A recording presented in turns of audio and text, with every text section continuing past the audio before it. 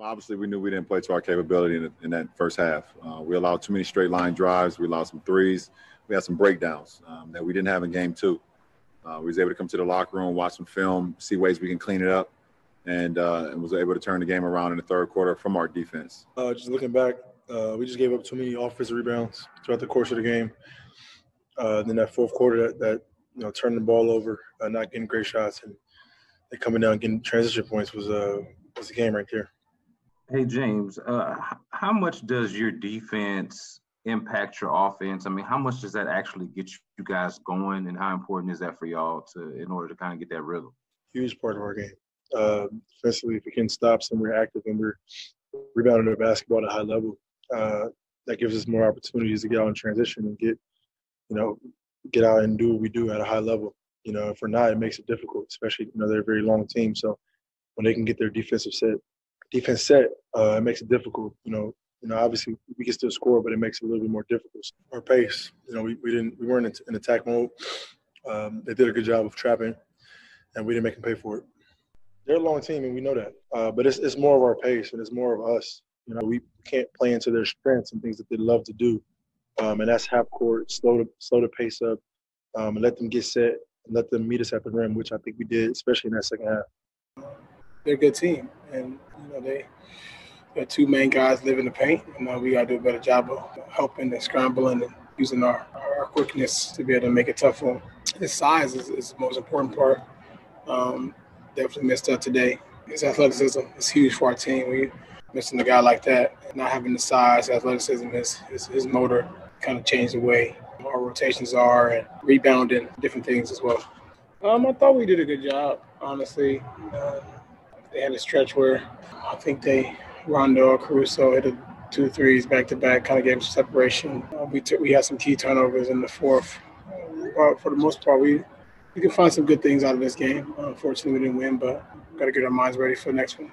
Russ, you mentioned the other day you'd look at film and figure things out. It appears that you did. What was it that you, if it is so, that you figured out?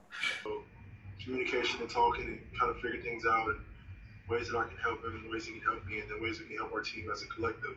He came in my room last night. We were just talking, just about basketball and ways that we can be better, and we will be better. We're both competitors, and we're gonna have bounce back games. So I just play my game. It's very simple for me. Play my game. That's it. Robert Covington, he looked like he took a pretty hard shot and hit his head pretty hard on the floor as well, it looked like. Yeah, I mean, more importantly, his health is way more important. And that's what I'm worried about, is making sure that he is healthy before he steps back on the floor. If he's not able to play, then we got to figure that out as well. But I think his health is way more important than a basketball game. So that's what I'm most worried about. Hey, LeBron, it's Dave. Mike just mentioned those blocks you had tonight. You have 8 in the series so far. I'm just trying to be in the right position. Houston spreads your team out because they have 5 shooters on the floor at one time, and they have so many attackers. So you have to be in the help side position. You can't be late, or they make you pay for it. So, for me to be able to, protect the rim or just be there early and be able to get blocks that doesn't go out of bounds. Some of them does go out of bounds, but a couple of them tonight was able to keep in the play and was able to get out on the run. So good momentum plays for us, especially in that third quarter when we were kind of going back and forth. But just trying to be in the right, right time in the right place, and see what I can do. And I was able to be there for a few of them. Stones, you got your 162nd career playoff win tonight. Now becoming the player with the most. I haven't had an opportunity to kind of let it sink in or even think about it. I'm already kind of preparing for Game 4.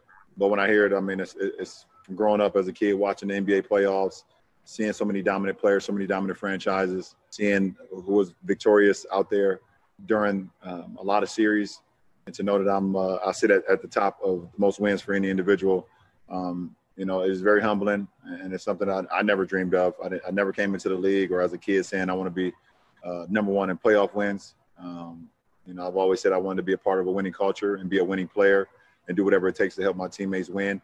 And this is the result of it, but it doesn't happen without, my teammates over the years, my coaching staff over the years, everyone from the top to bottom, GMs, owners, training staffs, ball boys, everything. Everyone has a hand in that because we're all a part of the process and the success. So either if I was in Cleveland or Miami, and now with the Lakers, I've been a part of 3 great organizations that has allowed me to be a part of something that's historic.